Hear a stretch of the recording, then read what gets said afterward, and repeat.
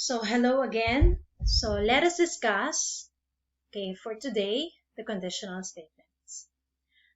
So the conditional statement is one of the elements of programming.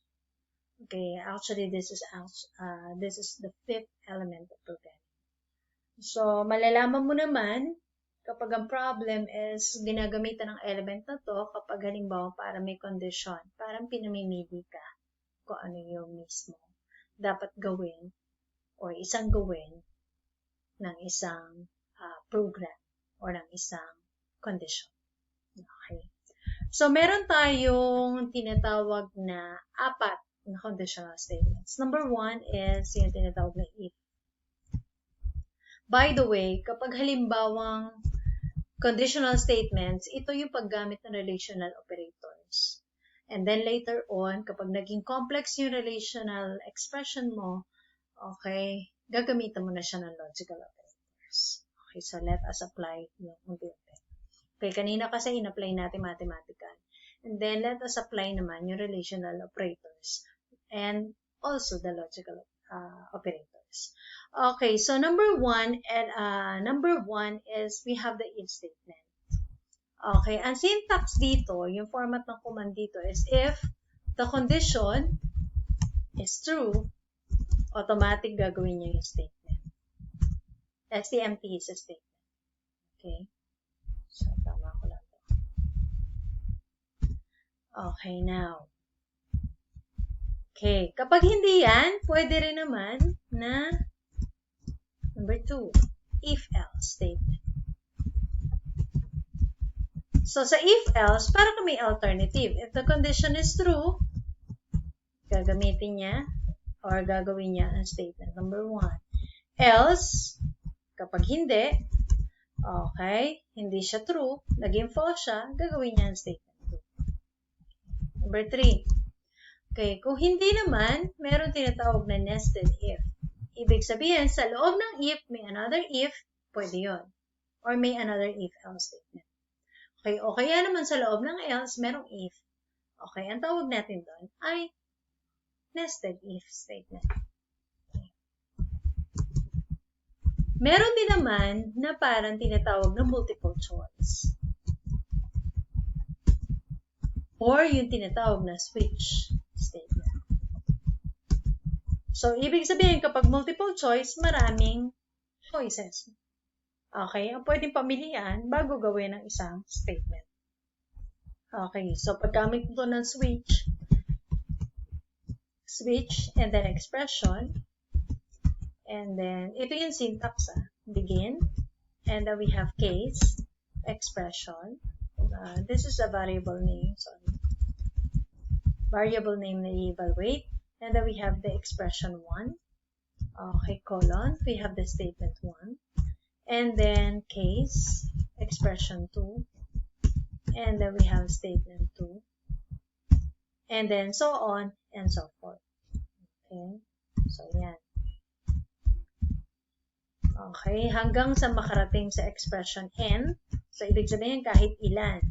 Okay, 1 to ilan ang gusto mo. And then you have the optional default, and then we have statement. So, ang default ay ginagamit kapag halimbawa wala ni isa sa mga expression ng tumama. Okay, and then pupunta siya sa default. Yung wala na, yun na lang ang choice. Yung default. And then we have the end of the switch. Meron siyang begin and end. This is the beginning of the switch and this is the end of the switch. Okay, now, let us apply kung paano to. Okay, now let us use. Okay, meron ako. Kung mapapansin mo, meron na akong tinype dito. Okay, ito dapat alam mo na kung paano. Dapat sa ulo mo na by now. Okay, kung ano yung gamit nila. Okay, kapag nakalimutan mo, review the videos na in-upload ko. Okay, now. So, paano to? I will have example. Write a program that will input an integer name. Output if the integer is positive or negative.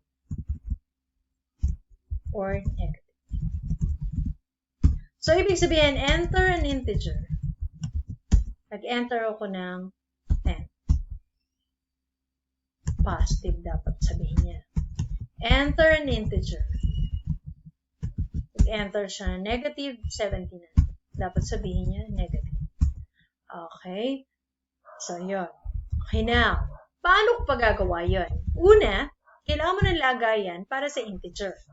Okay, so we have int x. Si x ay valid identifier or variable name kasi nag-start siya sa letter. Kahit ba naman isang letter lang siya.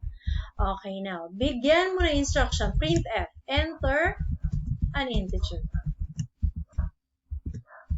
Okay, so kailangan makapag-input ang user gamit ang scanf, %d or %i. And then, save kanino? Kay x. X ang dinefine mo, siya ang tagadala. Ngayon, eto na ngayon, pinamimili ka. Eto yung sinasabi ko. Pinamimili ka kung positive ba or negative. Question is, paano mo ba malalaman sa math? Paano mo nalaman na ang isang number ay positive at ang isang number ay negative? Hindi mo naman pwedeng ikatwiran sa akin na laging may sign. Paano yon? Kasi, whether may sign yung positive or wala, automatic positive yan. Kung lagyan ko yan ng plus, still positive yan. Okay, so balik tayo sa math. Paano ba nalalaman kung ang isang number ay positive or negative? Nalalaman mo na positive kapag siya ay greater than 0. Diba? At nalalaman mo na negative kapag siya ay less than 0. So, mamili ka. Halimbawa, pinili ko ay greater than 0. So, ibig sabihin, lahat ng number greater than 0 is a positive number. Okay. So, ilalagay mo dito, anong applicable sa kanya? Kung ikaw ang pamimilian, is it if else, nested, or multiple choice? Okay, syempre, dahil dalawa ang choices, ibig sabihin, if-else statement. Okay, now, gagamit ka ng if condition. Ano yung ibig sabihin? Ano ilalagay mo? Sino i-compare mo? Syempre, i-compare mo ay si x. Kanino mo i-compare? Kay 0. Okay? Now, paano mo i-compare? Sabi mo, gusto mo greater than. If any value of x is greater than 0, then ano siya? Automatic, printf, positive. Now, paano kung hindi 0? Automatic, else, printf, negative.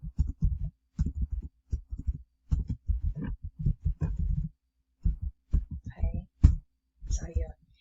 Wala itong semicolon kasi once na inilagay mo dito ang semicolon, tandaan mo sa syntax natin, balik ako sa syntax, okay, sabi dito, ang syntax natin, if condition, open yan, hindi natatapos kasi dyan. Then, ito yung statement. Else, okay, statement. Okay, sa C, natandaan mo kahit na may intention akong ginawa, baliwala yan. Kahit sabihin ko na sunod-sunod, walang problema sa kanya. The reason kung bakit ko ini-indent, para mas madaling basahin at para ang codes mo ay maging, o kaya ang codes mo ay maging readable dun sa mga tumitingin. Okay, kasi readable siya, ibig sabihin, if the condition is true, automatic gagawin niya yung isang statement, else gagawin niya yung isang statement. Let's see kung totoo. Okay, so yan.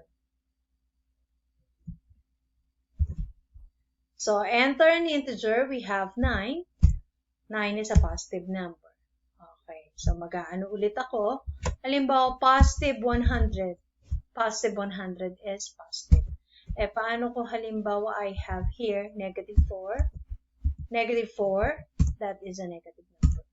Okay, so, and then we have negative 78, that is a negative. Okay, isa lang ang pwede niyang gawin kapag may if ka. Okay, either yung isa or yung isa. Pinapasok mo kasi siya sa condition. Ngayon, kung ang napili mo ay less than 0, then dapat less than 0. Kapag ito ay nag-true, dapat ang sagot niya ay negative. Diba? Okay. Kapag ang isang number ay less than, dapat babalik ta rin mo. Kasi, yun yung nakalagay sa condition mo. Okay, so tama pa rin ang sagot niyan. Kahit binaliktad mo. Halimbawa, negative 900, negative pa rin ang sagot. And then, kapag halimbawang ginawa ko ay positive 89. Okay, positive siya. Okay, so yun yung meaning nun. Okay, so ano pa? Okay, paano ko halimbawa na dagdagan? Okay, so kasi ang 0 cannot be treated as a positive number. So, ibig sabihin kapag nag-enter siya ng 0, okay, enter an integer, 0, dapat sabihin niya that the number is 0. Ang 0 kasi is not a positive nor a negative number.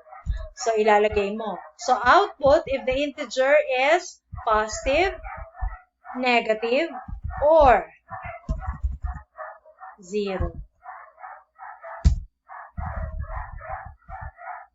Or 0. Okay, so kailangan pag nag-enter siya ng 0, 0. So, ibig sabihin naging 3 na. If less than 0, negative. Else, if, maglalagay tayo ng if. Kung gusto mo nasa baba. Okay, if, and then x greater than 0.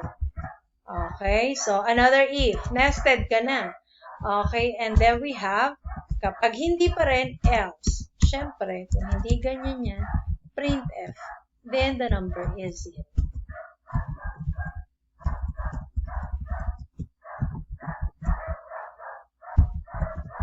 Okay, pwede rin naman na pagkatapos ng else, isunod mo. Parehas lang naman yan. Diba? 8, automatic positive. So, kung gusto mo naman, isunod mo kaagad, yan. Katulad niyan. Wala namang, bali wala sa C ang mga spaces. Ini-ignore niya yun. Okay, so yun. Yun ang ibig sabihin. So, ito ay tama pa rin. So, we have 10, and then automatic positive. And then we have 9, automatic, okay, positive. And then we have, negative 90, that's negative. Kapag halimbawa 0, that is 0. Okay, so either, sa linyang to, isa lang ang pwede niyang puntahan. Yan ang parte ng conditional statement. It's either ipiprint niya negative, positive, or 0. Kapag ang x ay less than 0, pupunta na siya sa printf negative. Tapos, tatapusin niya na kaagad, whatever is next after if else, automatic, yun ang gagawin niya. Okay, so, halimbawa, if kapag ang ay negative 9, is negative 9, sa unang test ng tatanungin yan. Kung negative 9 ang laman ni x, automatic sasabihin niya, is negative 9, okay, less than 0? Pag true, sa kanya papasukin to. And then, diretso na siya sa next after the if else, which is yung getch. Yun yung sumunod doon. And then, halimbawa naman, 10. Is 10 less than 0? False. Jump siya dun sa else if. Tapos may tanong ulit. Is 10 greater than 0? True. Sa kanya ipiprint yung positive. Okay, so isa lang ang pwede niyang daanan dyan. Okay, if you have questions, drop your comments. Okay, dun sa mismong ating group page. Okay, till our next lesson sa multiple choice naman. Thank you.